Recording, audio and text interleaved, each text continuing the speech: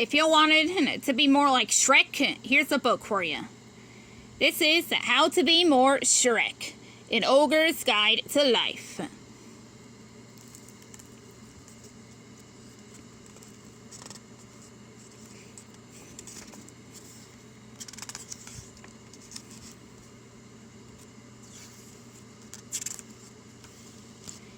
Introduction.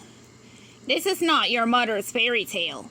Life can feel like a fairy tale at times, such as when you are soaking up a hard-earned mud bath in which you could freely unclench and let those post-meal gaseous emissions escape unhindered. Ah, yes, the good life. But alas, life also has its challenges.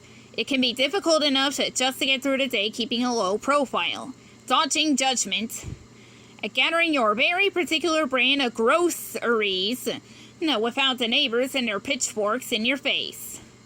And if you find yourself underestimated, yet feel simultaneously overburdened by every new acquaintance, fear not, for Shrek knows firsthand about such annoyances, and has paved a bright, torchlit path to follow in order to proactively create the happily ever after of your dreams. How to Be More Shrek is your guide to living life on your terms.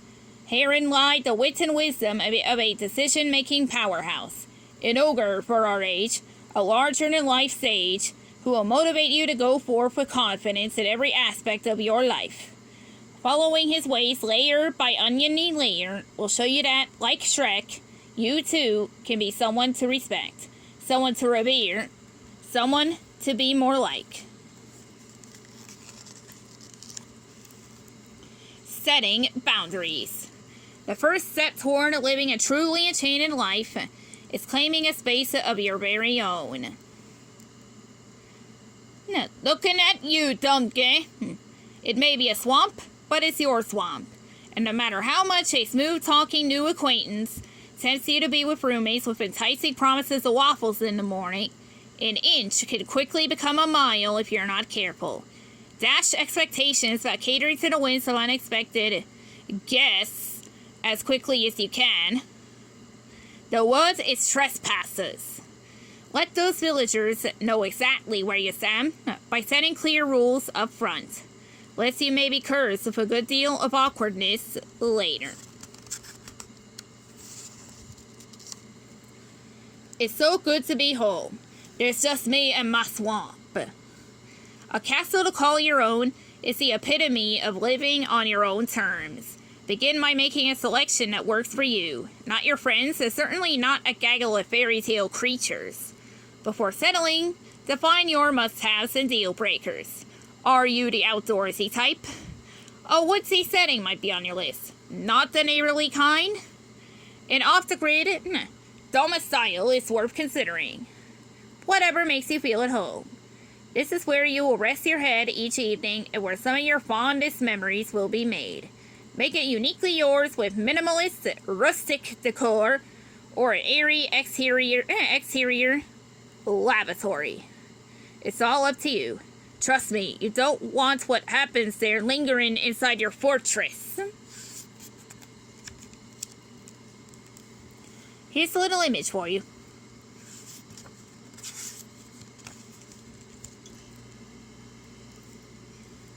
Donkey, I guess you don't entertain much, do you?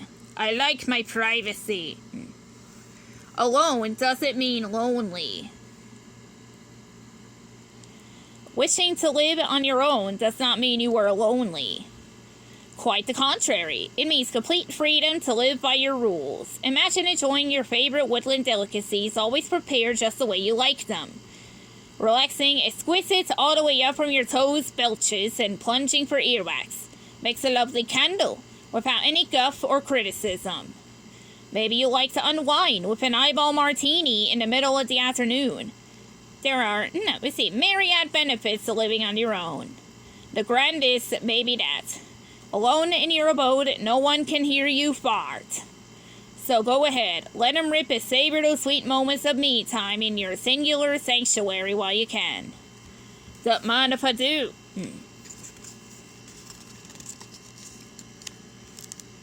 Stay far, far away. This is the part where you run away. If maintaining privacy or personal space becomes an issue, you can take measures to rectify the situation. Surrounding your cottage with a forested acreage works wonders if you can manage it. In the unlikely event that someone does stumble upon your hideaway, a posted sign can be helpful, especially one with easy-to-follow instructions such as, "Keep out. While you're at it, stay out." Still, banished villagers and those who simply don't grasp this concept may not readily vacate the premises on their own. Such a circumstance may require that you make it your personal quest to confront the root cause of the issue.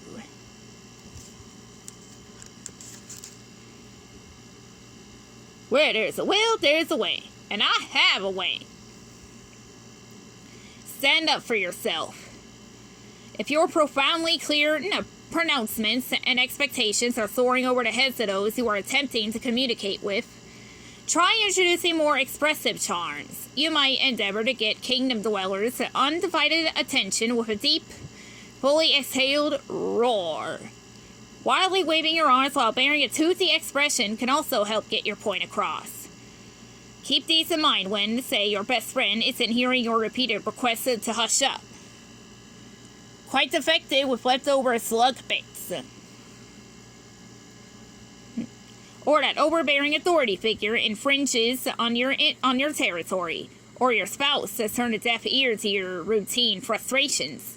It may be time to stop telling and start showing that you mean business, and that you shall not cease until you are properly understood. Never let your guard down.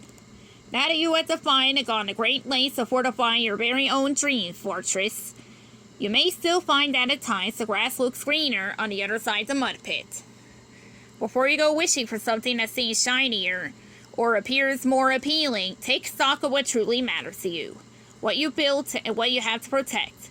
For one day a sharply dressed and cantankerous, power-hungry con artist may approach you, spinning a tapestry full of promises that may sound a bit too good to be true. Before you jump in, take a moment to weigh what's at stake. A minor inconvenience, your sanctuary, your life. Then ask yourself what you are willing to sacrifice in order to fulfill said wish. Do not succumb to fancy parlance or pushy pitches. Be ever watchful of snake oil peddlers. Sounds like another miniature piece of button, I know. And never let someone bewitch you into signing anything unless that you read the teeniest, tiniest print. If the reward is not truly worthy of you, and the hard-earned resources you've exhausted to create your special citadel/stronghold, run, don't walk, for sometimes you don't get a do-over. Well, there's some fine prints for you. Being unabashedly yourself. Throughout your life, you will encounter all kinds of folks. Tough cookies, wicked witches, cool cats, murderous usurpers, who will all want to get in on your story. Then there are folks who couldn't care less about anyone else's business, and they don't care what anyone thinks of them, not even a king or a queen. That'd be me. It's not rude, in fact. Some say it is actually quite noble for these grounded individuals to simply focus on being naturally and unapologetically themselves. So the question you must ask yourself is this: what type of folk do you want to be? Better out than in, I always say. Follow your gut instincts. Like a miscast spell, some days will simply be fraught with frustrations. Are you constantly judged by your looks? Is your home overrun with enchanted squatters? Why is that donkey still following you? Whatever the annoyance might be, don't hold back your feelings. You don't have to be an ogre about it. And what's wrong with that? But keeping anything inside too long will eventually cause you to explode, emotionally and physically. First, step away for a breath of fresh air. Then try listening to your gut and letting nature take its course. This inner guidance system will tell you when it's time for your next movement. You may even be surprised at how quickly and easily the matter drops, so to speak. It's good to be free. If every slight or snub directed your way by an angry mob sends you into a tailspin, you won't get too far in quests. Resilience is key to successfully storming any castle and making solid progress toward your intended goals. Of course, some villagers you meet along the way may question your choices, but the good news is that you do not owe anyone explanations for being you. Never thought I did. In fact, that is highly discouraged to achieve the very peak of freedom. However, you do owe it to yourself to define your personal philosophy, such as living by rules that buck the system in order to save your home while leading others on a meaningful journey that will change all of your lives forever, and remain true to it. One way to accomplish that is to stay on your own path and learn to let what does not serve you roll right off your back. You got that? I don't care what nobody thinks of you. Of you think. I like that. I respect that. I'm an ogre. I'm not going to apologize for acting like one. You are one of a kind. Act like it. You can lead a donkey to water, but you can't make him drink. And don't even try to get him to start talking. You're preaching to the choir here. The point is this. Trying to prevent him from being him just means that not one but two of you will be unhappy. Recognizing such futility is a time, sanity, and most importantly, friendship saver. Now, is there something or someone standing in the way of you being totally you? If so, discard it faster than a powdered wig. Seek only activities that light a fire within you like companions to celebrate your distinctive charms, satirical humor, and unencumbered boldness. Heartily avoid those who drag you down. Hiding your uniqueness only leads to misery. Oh, another film image.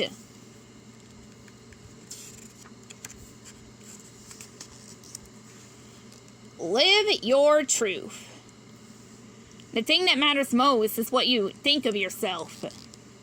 It may sound encouraging to hear people tell you to be yourself. Yet what is often left unspoken is, but don't be disruptive. To you stand out in the most virtuous of ways, you must first be true to yourself. That means honoring your beliefs and believing in your abilities. Next, you might find a tribe of loyal supporters. Only when you live your own truth, put yourself out there, and announce, stiff backed with hands on hips, "This is me, like it or leave it." Will you discover your kindred kind, even if you got chronic halitosis, a hot temper, and dine heavily on marinated mollusks? They're worth the extra preparation and quite good on toast. You'll still encounter those that you really, really belong with, and who will give you the attention you so richly deserve. Your destined nation awaits. So now is not the time to be wooden. Be truly, wholeheartedly, valiantly you, no matter how many people try to pull your strings.